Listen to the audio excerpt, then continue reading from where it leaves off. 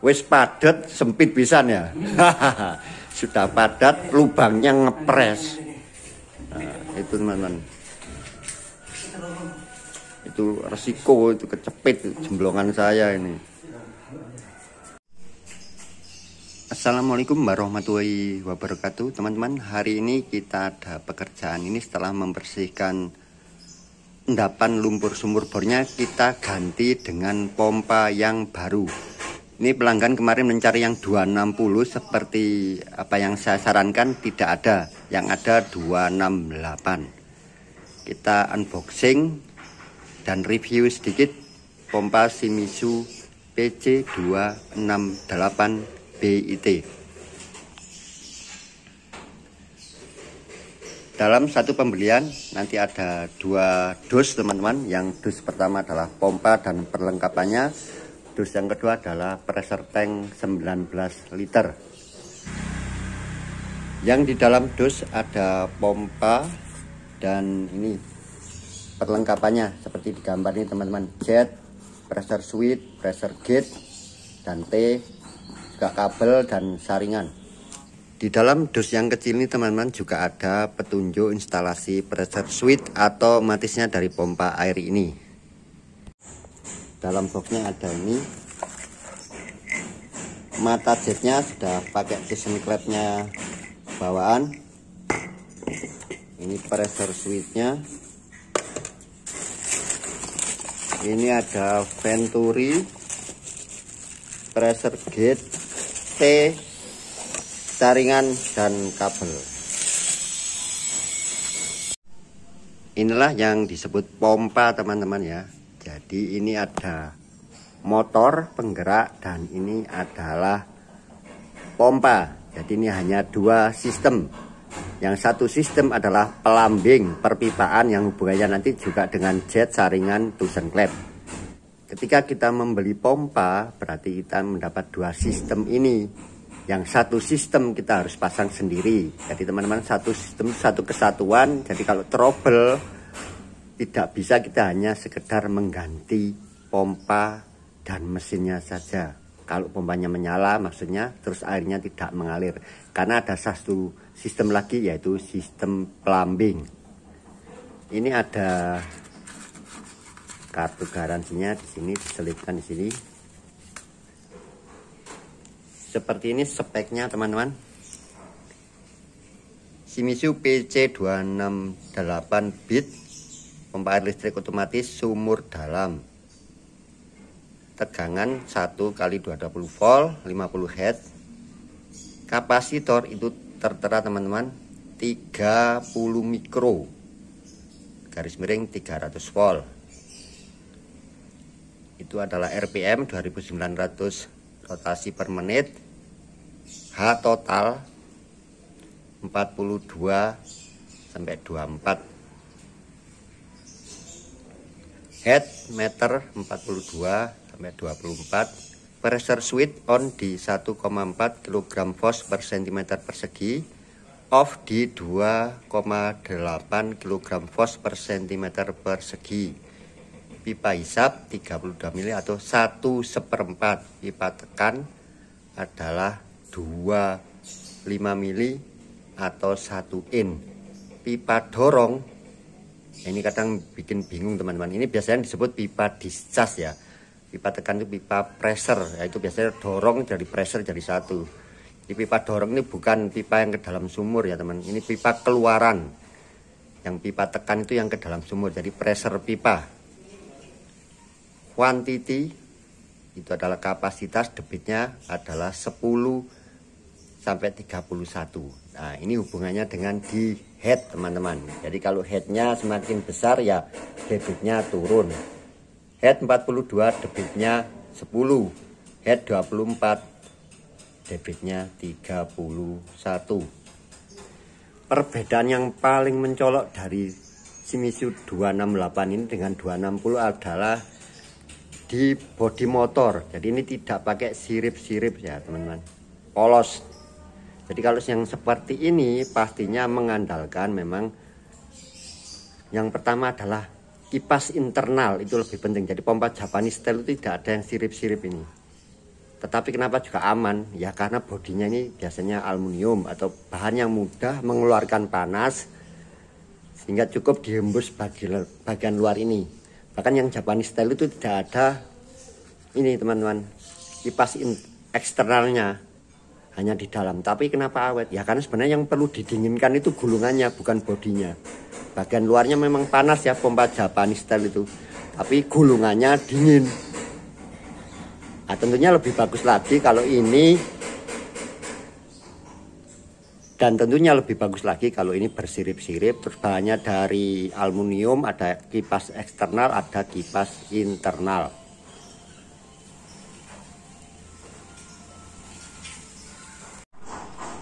Perbedaan kedua adalah di besarnya kapasitor. Kalau yang di 268 ini adalah 30 mikro, maka yang untuk 260 itu hanya 14 mikro. Perbedaan yang kedua adalah di kapasitor, teman-teman.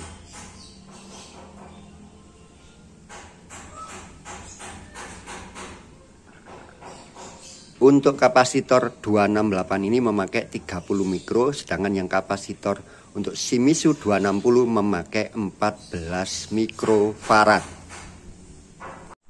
Ini adalah pressure tanknya, teman-teman, seperti biasa. Capacity 19 liter, precharge pressure 3 bar, pressure max 10 bar, working temperature min 10 sampai 100 derajat Celcius. Wah, meleleh. Coba kita tes apa sudah diisi atau belum, tetapi nanti tetap walaupun terisi saya buang karena mau saya bawa ke SPBU untuk diisi dengan nitrogen. Ada ini teman-teman, cuman tidak tahu berapa. Coba nanti saya ukur.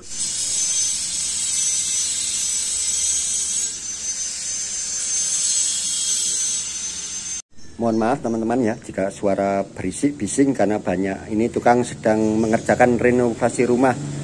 Saya itu paling nggak tahan kalau suara circle ya teman-teman, sakit di telinga itu. 30 PSI 2 bar ya, namanya mungkin tersimpan ya, lama di toko bisa berkurang, tapi yang penting nanti kita buang. Ini saya buang, saya isi kembali dengan nitrogen supaya tidak mudah berkarat tabungnya. Dan ini perlu dikencangin lagi ya teman-teman, biasanya agak kendor. Kita kencangin sedikit teman-teman, biasanya kendor, cukupnya saja. Nah, seperti ini. Berapa tekanan dari pressure tank atau berapa kita harus memompanya itu berdasarkan dari on-nya pressure switch teman-teman ya. Insya Allah sudah di set dari pabrik, itu sudah seperti itu. Insya Allah pas lah, 1,4 kg fos per cm persegi. Kalau dijadikan PSI itu kan 1 kg fos per cm perseginya itu sama dengan 14,2. Jadi kalau 1,4 ini adalah sekitar 19,88 ya, tidak perlu terlalu persis ya teman-teman. Dari 19,88 tadi dikurangi 2 PSI itu sebagai patokannya mengisi pressure tank ini. Jadi 19,88 dikurangi 2 PSI berarti 17,88 PSI kalau untuk idealnya seperti itu teman-teman, kurang lebih saja. Jadi kalau kita bawa ke pengisian ban, tukang ban itu teman-teman, satuannya bukan bar ya, itu PSI, sudah gampang sekali itu.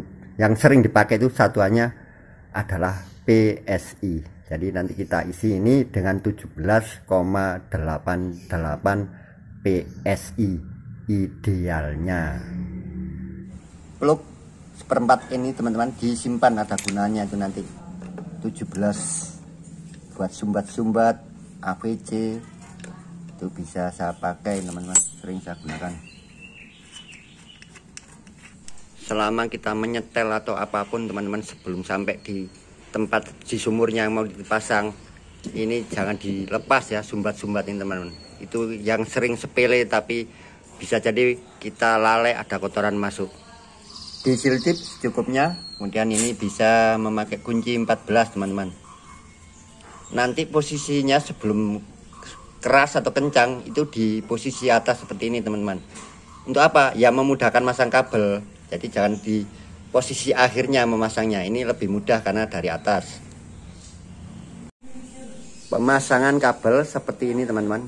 Penguncinya ini menghadap ke sini karena di sini nanti ada cekungan yang membuat ketika dirapatkan akan menjepit kabel ini supaya tidak mudah ketarik. Bukan menghadap ke sana teman-teman, menghadap ke sini. Ini cangkang ini penjepit pengunci dari kabel. Yang kabel ke motor nanti ada di sebelah kiri dulu teman-teman ya. Nanti kalau kita putar ke sini dia ada di sebelah kanan. Waktu dipasang di atas seperti ini ada di kiri. Terlihat teman-teman itu penjepit tadi sudah masuk seperti ini. Jadi kalau kita kencangin dia akan menjaga kabel ini rapat, tidak mudah tertarik. Seperti ini pemasangan kabel power yang dari motor. Ditaruh di ini bagian yang rendah. Itu juga bisa teman-teman pakai yang tinggi, yang atas atau yang bawah, tidak masalah, sama aja. Kita cari yang dekat ini, yang di bawah. Setelah terpasang seperti ini kabel biru dan coklat, groundnya juga kita tekuk teman-teman. Ini yang sering dilupakan, ini kita tekuk ke bawah. Nah, fungsinya apa? Fungsinya tutup ini nanti tidak terganjal lah teman-teman, terhalangi. Itu pernah kejadian otomatisnya tidak berfungsi karena ini tertekan. Ini sangat pengaruh. Jadi kalau ini tertekan seperti ini bisa jadi otomatis ini berubah ya, karena ini dari plastik ya teman-teman. Ini harus bebas, itu perlu saya sampaikan karena seringkali seperti itu. Ini juga harus secukupnya untuk murnya ini pengunci teman-teman. Nah itu penting. Jadi kalau kita kendori nanti jika ini tidak akan bisa menutup rapat cover ini karena kehabisan berat dari murnya ini ya, seperti ini teman-teman ya. Nah kita tekuk setelah benar-benar rapat pengencangannya, kita tekuk ke bawah, tinggal kita pasang kabel untuk supply-nya, steker. Bagian ini harus masuk ya teman-teman ke ini apa relnya di sini. Jadi nanti kalau tidak pas ya tidak bisa sampai ke ujung sini. Ini diberi coakan-coakan. Ini sudah terpasang semua. Deret bawah ini adalah motor, deret atas ini adalah ini teman-teman untuk stekernya. Posisi coklat dan biru itu bisa ditukar ya teman-teman, tidak ada masalah. Tidak harus biru dengan biru, tidak ya, karena strum nanti juga tergantung nyoloknya. Dan ini juga boleh yang colokan ada di bawah, yang motor ada di atas. Dan ini teman-teman untuk mengencangkan jangan pakai obeng plus ya, karena ukuran plus itu macam-macam, bisa meleset. Karena ini bisa memakai obeng min, obeng minus yang pas itu lebih kuat, lebih bisa mengencangkan. Kelihatannya sepertinya saya itu terlalu cerewet ya teman-teman untuk hal-hal kecil, tapi memang itulah yang diajarkan bapak saya.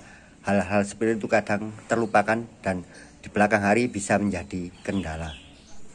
Ketika sudah kencang semua kabelnya, tinggal ini diputar teman-teman, dikencangin sedikit karena tadi sudah hampir kencang.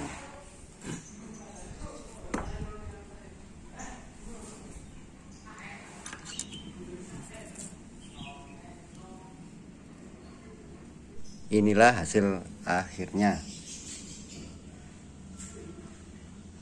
Untuk memasang cover dari pressure switch ini teman-teman, ini bagian bawah dahulu karena ada kaitan di sini, yang kaitannya tuh nanti terkait di sini. Jadi ini harus didahulukan yang bawah seperti ini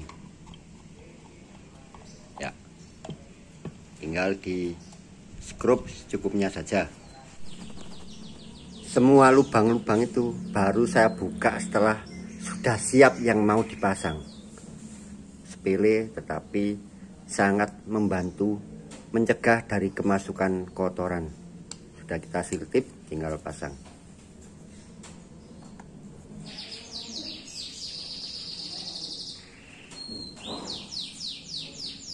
Sudah ada kunci khusus 14 yang ditipiskan untuk mengencangkan ini teman-teman dari pressure gate.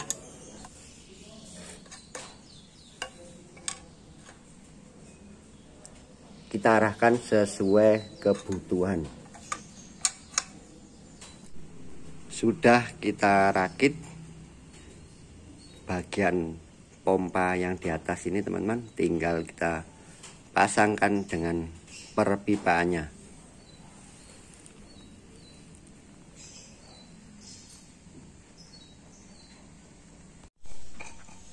Pemasangan Venturi Soling,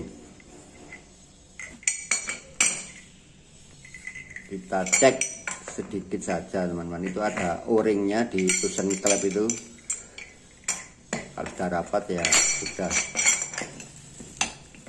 kan namanya dari pabrik itu harus dicek. Nanti itu bolong ya. Anyar mana nanti sukun ya, bolong ya.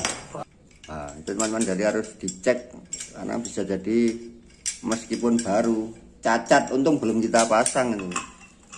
Kalau kita pasang tokonya tak jauh ongkos bongkar. Wah, itu teman secukupnya aja. Inilah konstruksi dasar pemasangan jet pump seperti ini teman-teman. Ini nanti ada buntutan ya, secukupnya saja. Buntutnya jangan banyak-banyak. Kasihan ini. Yang penting jet ini tercelup air. Jangan sampai di atasnya air. Ini sudah dipotongin pendek-pendek ini asalnya. Dulu coba bapak saya, karena tempatnya atasnya ini lubang atap.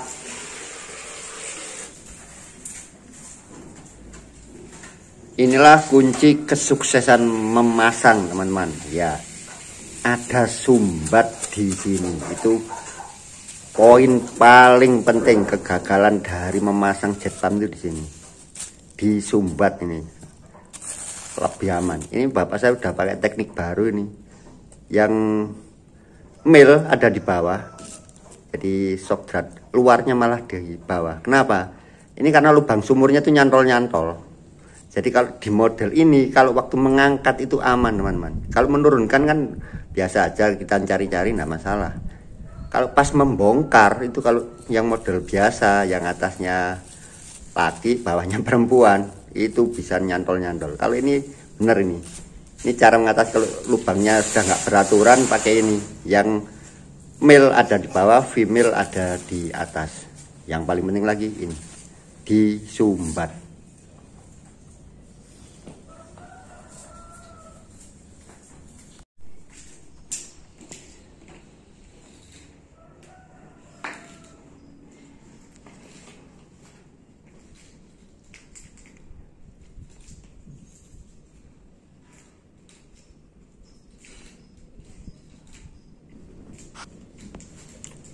Siltip yang lama itu bisa dibuang teman-teman kalau sudah melilitnya nggak beraturan. Jadi nanti tambah tebal saja, ini bisa pecah itu apa shock drat dalamnya, dan tidak malah menjadi rapat.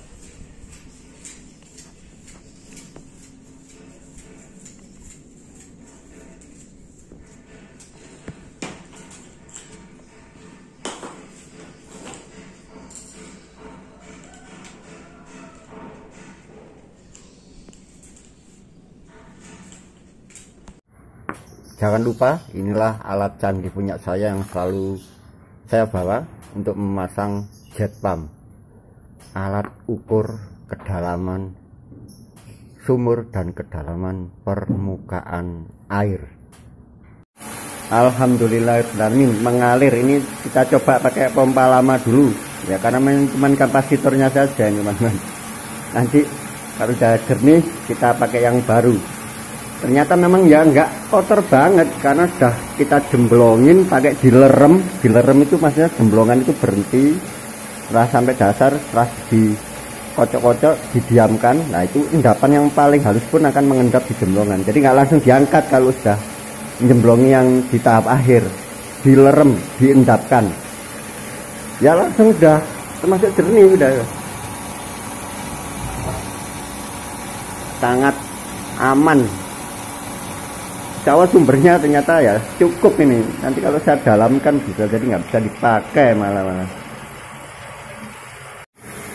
Berdasarkan pengukuran tadi itu kedalaman total sumur adalah 13, permukaan airnya 9 meter. Jadi airnya hanya 4 meter. insya Allah saya tadi ragu ya, kok nanti habis ya dengan cuma air 4 meter. Tapi kalau sebelumnya itu hanya tersumbat, masih mampu mengalir normal, apalagi kalau ini endapannya sudah kita bersihkan. Ngetes ini tidak perlu sehari itu teman-teman. Ada orang yang ngetes sumur itu sampai 3 hari 4 hari, nggak perlu. Setengah jam kalau air sumber itu memang sudah habis teman-teman. Tahu sendirilah lubang 3,5 in itu kalau diukur volume cuman berapa. Kalau orang mengukurnya seperti itu, buang-buang setrum aja yang ngetes sampai berhari-hari atau berjam-jam ini sudah cukup. Ini setengah jam lah, kalau saya 15 menit sudah cukup. Kalau sumbernya habis nggak nunggu lama, 15 menit sudah langsung ngorok. Alhamdulillahirrahmanirrahim, berarti ini sumbernya mantap Bu. Tuh itu jenenge kumpul awas dengulan ya nopo gerocok. Wah itu. Oh, ini itu baru sumber. Jadi itu juga memastikan teman-teman, pemasangan jetnya itu sudah normal bagian sistem plumbing. Nah, nanti kalau pompa baru dipasang tidak mengalir, gampang tinggal saya kembalikan. Itu sudah jelas tidak ada kesalahan di bagian plumbing. Pakai pompa lama saja bisa.